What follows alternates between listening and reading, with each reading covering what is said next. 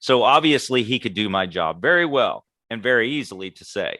Steve has won awards from the National Broadcasting Association back in 2006, the Presidential Service Award from the Office of the White House in 2010, member of the White House Working Group Building Resilient Communities in Times of Disaster 2009.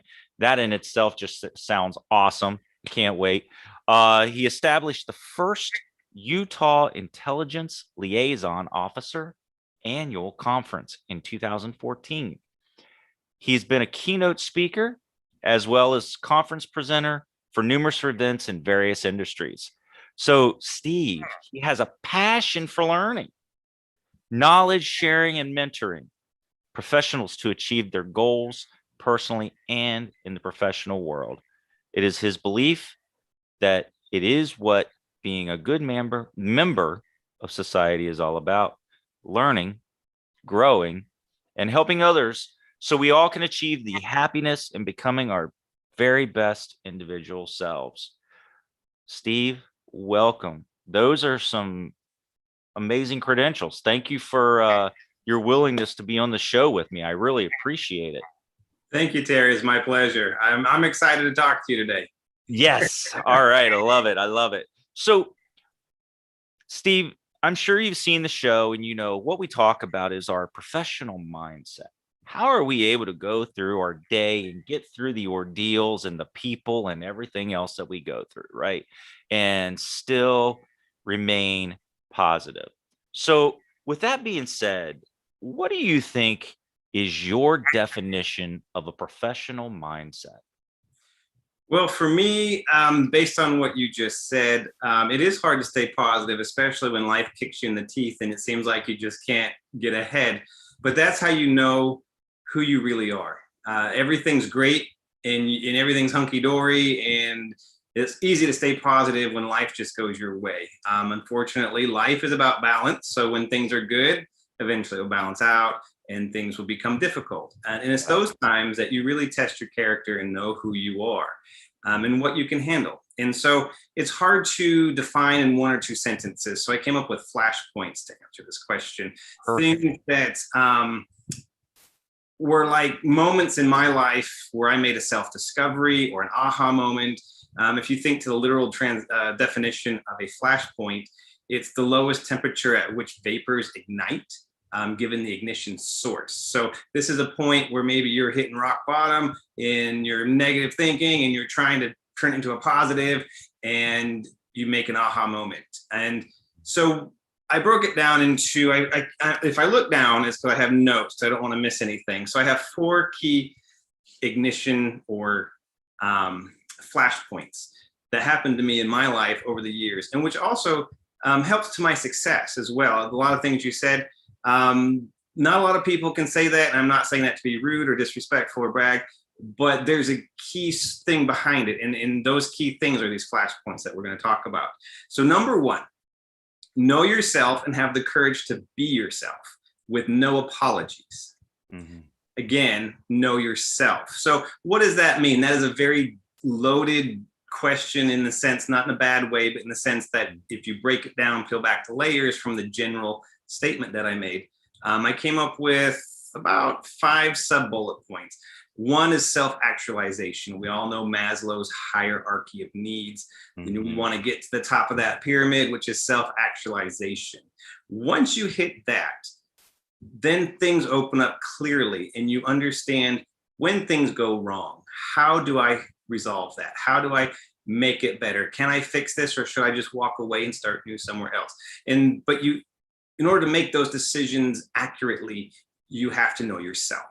This will also help you in business if you're trying to get promoted. If you're trying to take on new projects and prove yourself to your boss or to your company or whoever, know yourself. You have to know yourself. So self-actualization, but you also have to have confidence behind that. So that's the sub-bullet point number 2.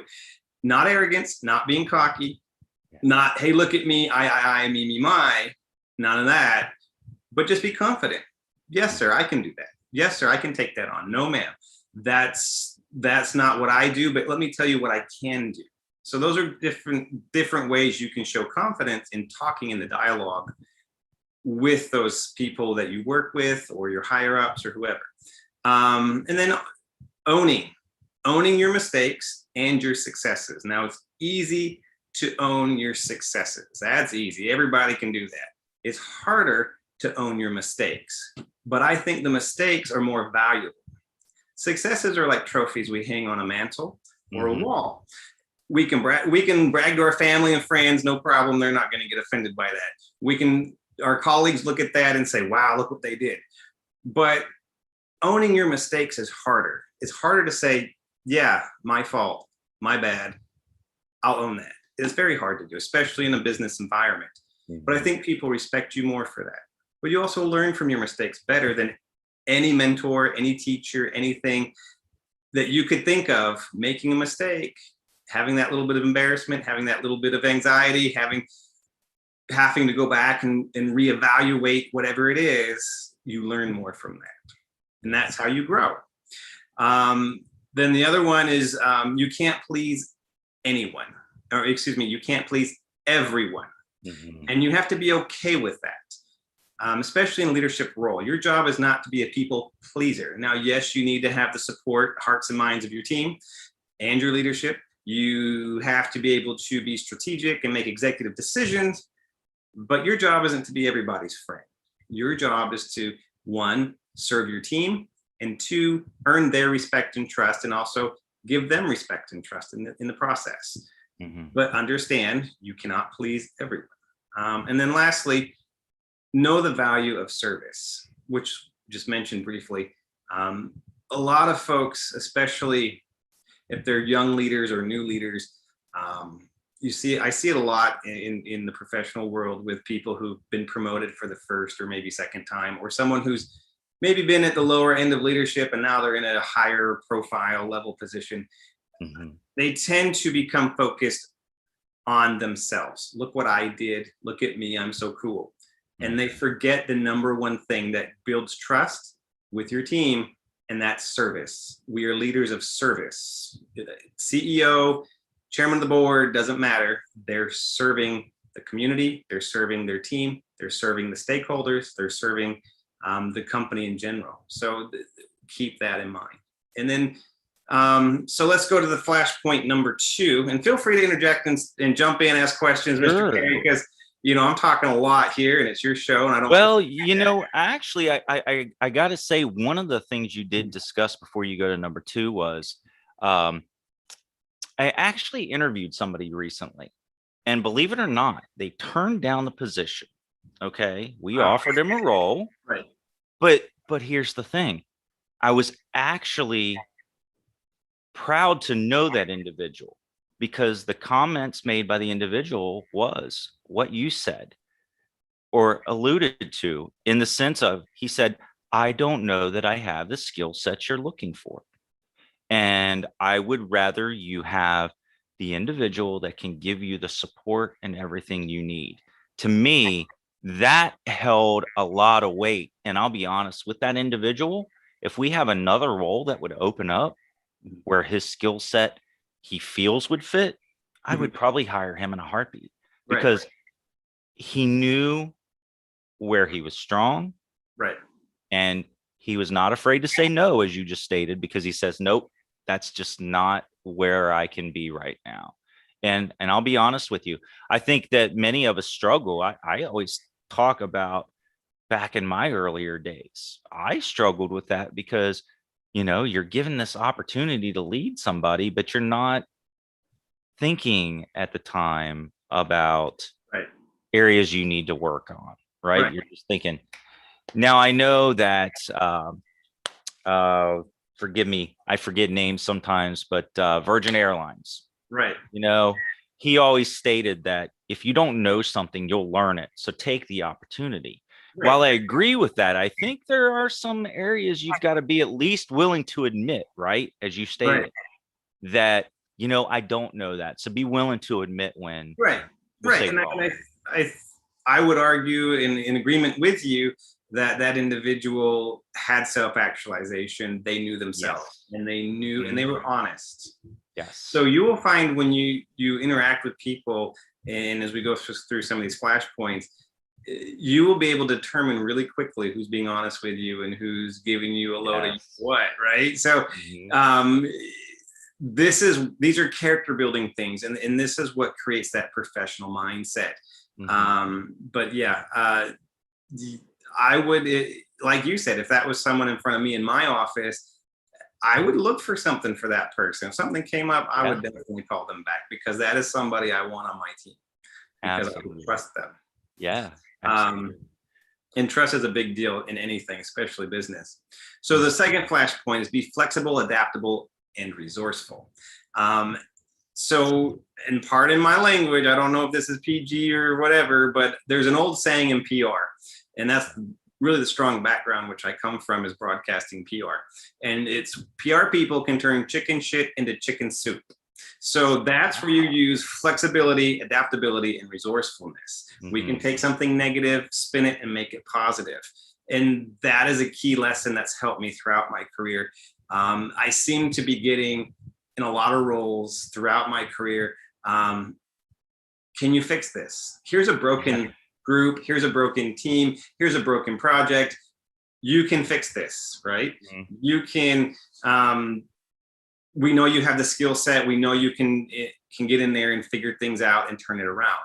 Mhm. So much so that in one of my previous roles I've held, the executive leader started calling me Steve Midas, like King Midas, but Steve Midas, because I could turn bad things into gold. And I'm flattered. I think I would disagree on some aspects on that, but I am flattered. But that was the nickname that was going around for a while. And it's good and bad, because it is a mountain that you have to climb to Yeah.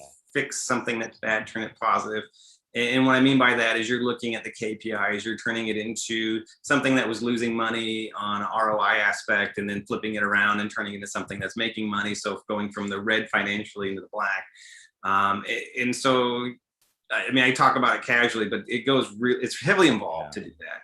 And it is a huge mountain to climb, because you're taking something broken and trying to fix it and make it better. Um, and then when you do that really well, then they give you another one, another one, another one. And so you're like, Of oh man, course. I just like Yes. something to go smooth for one. Just give me something easy. Agreed. Completely agreed. Yes. Right. And it's funny though, Right. because real quick, if I can interject, Yeah, no problem. it's very interesting that you say that, because how many, at least for my 20 years in higher education, I don't really think I've ever gone into a role where I was coming in and something didn't need worked on, or I was usually you're replacing somebody for a reason in some Right. respects, right? Right. But I totally get what you're saying there. So sorry, I just had that No, just you're it okay, hit man. it I hit my appreciate mind. it. Please go ahead. Yeah, I appreciate that. So being flexible, adaptable, and resourceful means that you have to accept you don't have all the answers. You have to look to a Mhm. team, be a team player. And networking, which is another sub bullet of that, that's also a powerful thing. Whether Mhm. you're trying, because it helps with being resourceful. If you have a good network and you don't have the budget or the time or the key players to do something, you can reach into your network Mhm. in your company or outside your company or whatever it is you're trying to do, to make whatever project or thing you're trying to complete happen. And it's okay. It's okay to reach out. It's okay Mhm. to ask people for help. And it's okay to use that network. And so being able to understand you don't have the answers, understanding the powerful thing about networking, also for job seekers. I mean, American Heritage College is all about helping people improve their lives Mhm. in their career. And then also, if you're unemployed, they help you when you complete the course find a job that you want to do within the stuff that you've been the curriculum that you've been training on through American Heritage College. They have a great job placement program. So that's a network, right? And so that those networks are powerful. And then you need to know how to read the room, and also have a contingency plan. So that's flashpoint number 2. And then I'll just briefly go over 3 and 4, because I know we need to move this along. But always challenge the status quo, be innovative, find innovative solutions. But here's the key: it's okay to have a great idea. It's okay to have a good service or something like that. But if there's not a need for it, no one's going to buy it. No one's going to use it. So a lot of startup companies, like 90% of them, go out of business in the first 5 years because no one had a need for it. They just didn't have a need for it, or large enough need to sustain themselves. So always make sure that when you are doing an innovative anything, finding solutions to any kind of problem, especially in the corporate world, there's a need for it, or you're just wasting everybody's time, including yours. But challenge that status quo. I think where companies are going to struggle this coming year, I honestly predict, in my own personal professional opinion, is the work from home, bringing people back to the office. Oh, yes. The old traditional bureaucratic style of corporation formatting, business plan, whatever you want to call it, where you go 9 to 5, stuck in an office in a cubicle land or whatever it is, and you can't go home, you don't have flexibility of time or schedule, I think is dying, honestly, because COVID really put that out there, that the pandemic really forced those traditional companies to do something new and innovative that was already becoming a trend, right? And they had no choice. It was a federal mandate. And now how do they get them back? And I've been in meetings where there's been discussion on how do we get these guys back? How do we get the team members back? And I'm like, why do you need to let them back? And I've been that devil's advocate going, why? I mean, they're doing fine. Numbers are up. Productivity's up. Why? Why? You're going to lose more people trying to bring them back in, quality people, and have to rebuild teams, which is very expensive financially, because you want to go back to tradition. It doesn't make sense to me. It's funny you say that, because I came across, so I've admitted on the show a couple times, I'm a TikTok addict, right? I like watching TikTok. And I watched somebody do the scenario of, they were playing the HR person, and they called on everybody because the boss wanted them to come back to work. And they went through that entire scenario. And of course, it was a lot funnier than I'm describing it right now. I'm not a funny guy sometimes. That's okay. But just in the sense of, it was exactly what you're saying. If I'm being more productive walking from that room behind me to here, why should I have to come to that building every day? Right. I've developed a mindset. I'm giving you what you want. I'm actually giving you more than what you originally asked for. Right. So I can appreciate you saying that. I think you're right. The dynamics are going to continue to change, but we also have to think about too, that in depending on where the person lives, some school systems haven't gone back to school yet. So those families can't do it. So, anyway, that's a different show, different topic, right? But and you look at it from a business standpoint, say a higher level, say executive VP, C-suite level, when you're trying to move, you're looking more at the financial cost of things. Whether your company owns the building or they lease the space, you're saving money because you don't have to pay the light bill. You don't have to lease the space because people are working from home. Your people are more productive. Your team members are more productive because they're happy.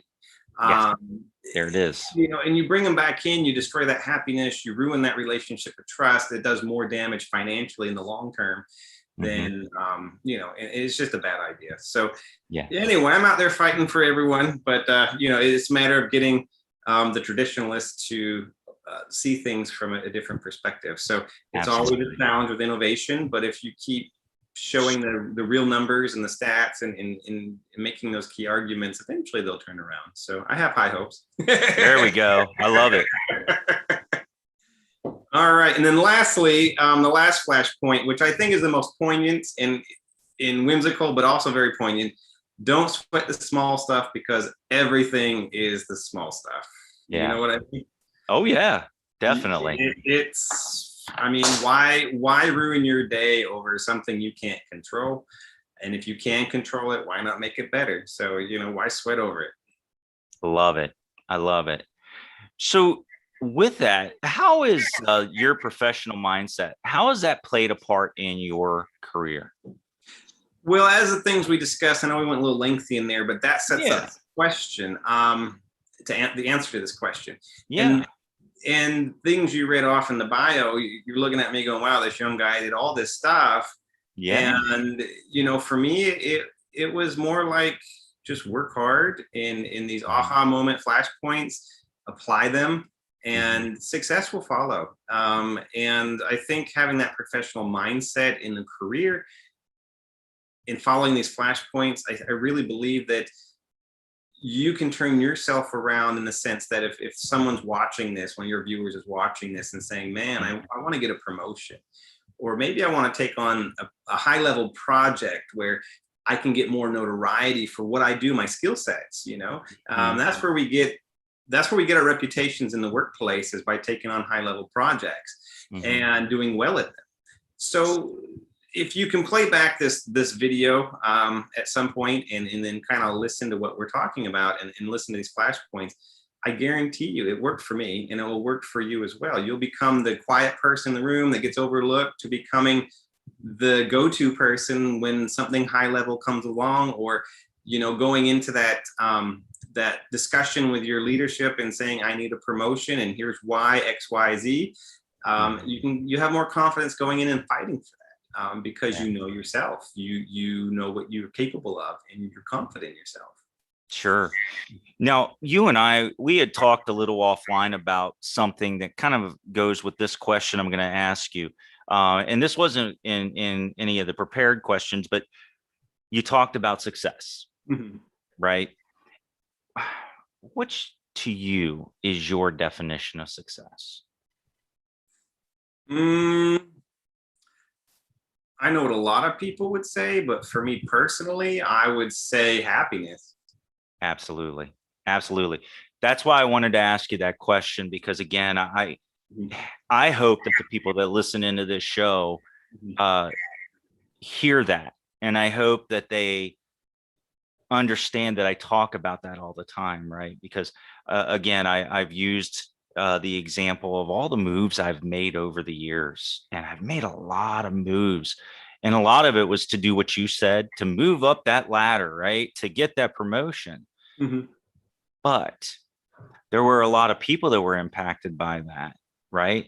So the happiness was not a factor there because it was related to the monetary side. And I think people forget that it doesn't matter what kind of money you're making. If you're not happy making it, then forget it. Right. Yeah. Right. So it's one of those things where, again, people that are listening in, it's about finding happiness for you. Right. Now, your definition of happiness and mine are different. Your definition and Steve's are different, but you gotta find what makes you happy. Right. Okay. It's funny. I shared with my daughter, who is going to be going to college she's going to be a senior next year, and then and she's not decided. Of course, she's 18. Who has decided at that point? Right. And I gave her the scenario. I said, it depends on what you want out of it. If you feel like money is going to make you happy, then you need to find a career that's going to do that. If you don't give a crap about that, then go for that one that you're thinking about, because it's ultimately about what are you going to enjoy doing the most. And that's very good advice. In a real world example, besides the one with your daughter, is there's a friend of mine, and her son is really talented in music. And they're from here in Jacksonville, Florida, where I'm living at the moment. And she told him the same exact advice when he went to college. When he was 22, he had a gold and platinum album record. Wow. He produced. He amazing. was one of the producers of the song "Old Town Road" with Billy Ray Cyrus. Yeah. At 22. Wow. Now he's doing a solo career and just signed with one of the major record labels and is going on tour. Congratulations to him. That is so wonderful. Thank you for sharing that, because, again, but I went through that mindset for the longest time to say that there's nothing there with your liberal arts degree. Right. But unfortunately, you know what? I was looking at it the wrong way. Right. So thank you for sharing that, because that's very, very important. So awesome. So tell me about what you think was the most challenging life experience that you've had to overcome that's helped to shape your mindset? That's a very good question. I think the most challenging and the one that's most memorable that's still in my head today was Mm-hmm. when I was 4. And I know you're going to say, what? You're 4, my professional mindset. And how could you remember that very clearly? But when I was 4, I remember very clearly we had these 2 bunk beds, and I woke up to use the restroom, and I was at the top bunk trying to go down the ladder, and it was just pain. And I fell to the floor, and I was screaming. It rushed me Oh, to the ER. They stuck an electronic needle in my back with no oh, anesthetic, and they could hear me screaming out in the hallway in the waiting room of the ER. And I can clearly remember the lights, the beeping sounds of the machines, the voices of the clinical staff in the ER. I remember the foam. They have this little round foam that they put your mm-hmm. chin on while you're on your belly on the table there, and they're sticking that needle in your back because they want to test my spinal cord to see what was going on. And I was diagnosed with Guillain-Barré syndrome. So that is a disease. Instead of being paralyzed, it eats away your nerve endings. In a nutshell, I mean, you can go more in granular into the clinical side of it, but in a nutshell, it basically eats away your nerve endings and makes things very painful. So just touching, like, it starts at your feet and works its way up, and just touching your toe like that, just gentle, felt like someone was smashing it with a hammer or jabbing a knife in your toe. It was very so. At some point, I couldn't walk, and it works its way up to your hips, and then eventually up to your chest, and eventually to your neck. And some people never recover. Some people pass away. It only affects about 20,000 people in America a year. And they think it comes from pertussis, which is in your flu shot and vaccine. So I can never have a flu shot because it could relapse. It has relapsed on people from flu shots. It's been proven. And so every day for me, because it got to the point where it was at my hips and you lose all bodily control and you're in a wheelchair. And I remember this was in November, and I just remember telling my mom I want to go home for Christmas because we have a big family party with all the cousins. I just want to do that. And she pushed for the doctor to do this. This is 1985. So she pushed for the doctor to do this, but she had to call in every day that I was out of the hospital, and then I had to come back right after Christmas. So, Wow. and because they never thought I'd ever walk again. So then I remember the Christmas night when we had the party Christmas Eve, Christmas Day, we opened presents. And then that evening, I just remember throwing a ball against the wall, and cause I could scoot, I couldn't stand. I could scoot my backside around, but I couldn't stand. And the ball went over my head, and I went to get it. And I just remember clearly just like trying to stand up to get it because it was up high, it bounced up higher on something. And so I got it, and I kind of hobbled out, and my mom rushed me back to the back room and like her bedroom, and was like checking me out, making sure I was okay, making sure, and then Yeah. she called the doctor and said, he's walking. He's like, what? That's not supposed to happen. No, don't joke. It's not funny. Bring him back in. It's like, no, he's walking. So then I was a test subject, like a guinea pig, to figure out why did it Yeah. go away? How come? There's no medical explanation. So put that all together. That's what shaped my mindset, because I realized just the fact that I'm able to walk. I was able to play Yeah. Little League baseball. I was able to play basketball in high school and do normal things, whatever religious, whatever spiritual guidance anybody has out there. Yeah. I can honestly tell you that was a huge blessing or miracle or scientific anomaly, whatever you want to call it, that happened. And I never take a single day for granted as far as just being able to do anything normal that most people do that they consider normal. And so that shaped my mindset in the sense that I know that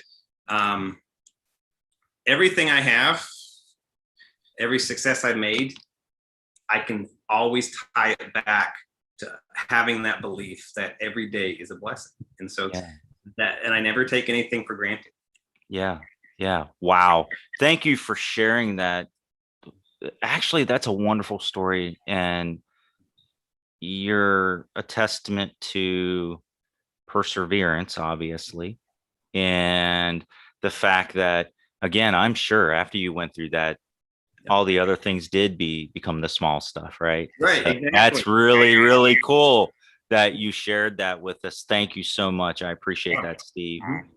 Um, why don't you tell me? You talked about Flashpoint 2 earlier, right? Tell me about a time that Flashpoint 2, which for those of you who remember, it's being flexible, adaptable, and resourceful. When that helped you in your personal life. Wow, I could think of a lot of stories. I think one that's more interesting is being homeless on the island of Malta. Yeah. Okay. So, Share, please. while I was a single guy in college and also part of a job I had before government stuff, I traveled a lot all over the world. And I flew into Barcelona, was learning how to sail, and then I went over to the island of Malta to experience that. There's a lot of history. I like a lot of that, the history stuff from ancient times to, they have caveman, earliest form of man there. They have Wow. ancient battles from the Knights of Malta to the Ottoman Empire to World War II. I mean, that island has been the topic and focal point of a lot of things throughout history. Yeah. So it's also a great place to have a resort, to go relax, get your feet up. So I booked a trip there. And then that booking agency was based out of Ireland. And at that time, this is probably 2010, August 2010, that company went out of business while I was in the air flying to Europe. So I had no idea. And when I landed in Malta, they said, "Oh, didn't you know that company went out of business? Your reservation is no longer valid." Oh, wow. And it's in the middle of peak season, tourist season. There's not a single hotel available. I went door to door in 110-degree weather with my suitcase, going into the lobby, talking to the front desk, up and down the streets, and there was nothing. So I finally, this was early in the morning when I got there, and probably by about 1 PM, I was just hot, tired, nowhere to sleep, nowhere to go. And I stopped by this little corner convenience store. And the guy said, you could tell, like, I was just like upset, annoyed, had my suitcase in my hand, sweating to death. And he said, "Here, have a water on me." And he said, "What's going on?" And I told him. He said, "You know what? My friend, about 5 streets over, owns a building that he rents to college students. It's the summer. They're not in class. He's got some rooms available. Wow. Let me see what I can do." And now I'm like, do I trust this guy? Is he going to take my stuff? Am I going to end up in a ditch somewhere? Yeah. Or is he really telling me the truth, right? Yeah. So at that point, I had to make a decision. Do I trust him or don't I? And being resourceful, being adaptable, looking at the situation, seeing how I pretty much didn't have any other choice, I decided to go with it. He said, "Leave your suitcase here. I'll lock it up. Go out there, go walk around, get something, like you go to the water, go do something, come back in about 2 hours, and I'll be ready for you." Okay. So I'm thinking, let me grab all my stuff, passport, electronics that you can right. out of my suitcase, and then I'll go. When I came back, he had it loaded up in a truck and told me to jump in the back of the truck, and we drove down to his friends. And sure enough, I had a penthouse suite all to myself. Wow. On the roof, overlooking the ocean. And I never forgot that. And to this day, that guy and I correspond. But you say, well, how does that work with being adaptable, flexible, and being resourceful? Well, you had to be all those things. I could have given up. I could have just said, heck with it, and then slept on a park bench somewhere. But I never stopped trying. And life always finds a way to make things work out for you as long as you do your best and try your best. And at the moment where I needed help the most, there was somebody there. Yeah. It's interesting you say that again. One of the things that Abdi and I often talk about, and I think I just shared this last week again, we've always heard that adage that life happens to you. Actually, I think sometimes it happens for you. Right? When you're willing to, I look at it from a couple of different perspectives. When you're willing to keep going, not give up, I think that the right thing's going to happen.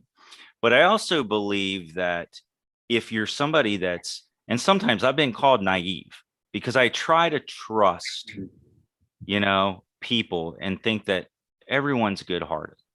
Right. And you don't know. Right. But the thing is, I would rather try to give people trust than, you hear, what's the saying that trust has to be earned? No, for me, it's I give you trust. You have Right. to lose it, Right. right? Because I would rather give somebody that than just say, you got to earn my trust. No, let's be nice. Let's be humans. Let's be happy. Well, let's go back to happiness, right? Let's go Right. back to that. Right. So life's too short, I think. Right. So, all right. So obviously, having been on TV and all this lovely other things you've done, Mhm. I got to hear something funny. So, do you have any funny professional mindset stories, whether they're personal or professional, Mhm. regarding, let's say, Flashpoint One, which was knowing yourself, right? And having your courage to be yourself with no apologies. Yes. So part of myself, knowing myself, is I have a sense of humor. Okay. I like to laugh a lot. And um, there was there's a couple of stories, but I'll do probably the most funny one everyone can relate to. Um, so there one time I worked in an office. I'm not going to say where because I don't want to Yeah. offend the person this Understandable. is about. So I don't want any trouble in that aspect. But because to this day they didn't know I did this. So there was a director who had a executive assistant who is probably 70 years old, maybe 71 years old at the time this happened. And this was a few years ago. So I think it's okay to tell the story. It's been a long enough time, but and I no longer work over in that area, so we're good. But so this person, as with a lot of elderly folks, they have short patience and can be very gruff interacting with them. And so this person made for an easy target for some fun things. So her desk was right by the front door. As you come in, you have to go to her. She's the gatekeeper to even get into the rest of the place. And she had a portable doorbell because of this. So the doorbell attached to her belt buckle or her belt or her hip of some kind, and it would go ding dong, ding dong, ding dong, this annoying electronic doorbell. But that way she could walk around or be anywhere in this big office suite. There's probably about 100 and some odd team members in there, so it's fairly big. And if someone came to the front door, she could go and get it. So she went home early for the day, and I stayed late working on a project. And she always put it right by her computer keyboard. So I happened to move it over by her office phone and put a manila envelope, like the big folder, over it. Yeah. So she couldn't see it by standing. You would have thought someone ran over her cat. She came over in the morning, had the director go around the whole office. Who did this? Who hid this on me? I know someone tricked me, and I put in the same place every night. And then she went and started accusing people. I know you did this. You tell him you did this. And I didn't do it. I didn't do it. And she went around the entire office for about 3 hours trying to figure out who did this, right? And then so there was a supervisor there who was a friend of mine, and actually served. I was chairman of the United Way board for efforts for that, and she served on that board with me because she's really good at event planning and things. And so she was laughing because she had issues with this lady being pretty gruff with her the other day. So when this happened, and so she was laughing and she thought it was funny. So then lunch came around. In the lunchroom, she was going on and on about it with her friends and sitting there at lunch going about she knows somebody did it. And so this lady that was on my board, she said, "Oh, you maybe just misplaced it somewhere. I'm sure you just misplaced it. Did you look at your desk?" Trying to help her out because I told her what I did. And she was like trying to help this lady out. "Oh no, I it's gone. It's not there." So she went and said, "I'll help you look for it." So after lunch, she went back and helped her find it. Well, then an email goes out. Whoever hid this, they need to confess by end of business day. And I'm thinking, I outrank all of you. No one's confessing. But to this day, she didn't know who did it, and it was hilarious. So I mean, Oh, that's great. yeah. Well, I've got one to share then myself. Yes, sir. You talked about cats, Yes. right? Okay. So again, in the workplace, sometimes the mindset, you gotta joke, you gotta have fun. So anyway, I had a colleague at one of the colleges I worked at, and she wasn't a fan of, we'll say, cockroaches and other things, right? So you can imagine where this is going. I know exactly where it is. Okay, so I had a lovely plastic cockroach, and I decided I was going to hide it under some papers. Exactly what you just said. Now, I have to admit, and I will share this with her after we're finished, because I still have the video of this. She got me back. No, she got me back very, very, very good. So she often talked about some of the team that I led and would say it was like herding cats. Yes. I was like, okay, herding cats, which we all know how cats are. Anyway, okay, I better hurry this up. Anyway, I walk into my office. Every part of my office, there were paper copies of different cats in different poses, taped up all over my office. Oh, and no. The wrong person could have gotten upset by that. But to me, I actually had to take a video and post it right to Facebook because I thought it was freaking hilarious. I love it. Funny. You know, I and thank you for sharing your story and me sharing that, because life's too short to be so serious all the time, people. Right. You got to have fun. You have to. Right? I don't care how old somebody is. You can still have fun. Right. And if any of your viewers, if you find yourself the target of jokes and pranks at work, it's probably more than likely because you're way too serious. You're an easy target for those of us who like to joke. Yes. Right. Right. Oh my goodness. Yes. Wow. Well, Steve, let me ask you before we end the show, is there any information you would like to share with anyone about, you know, you've worked in nonprofits. Is there any shout outs to any nonprofits you would like to share or anything? Any advice? Well, yeah, I would say that I don't know if it's nonprofit, but small business. I mean, that they're just as in need of a shout out as profits.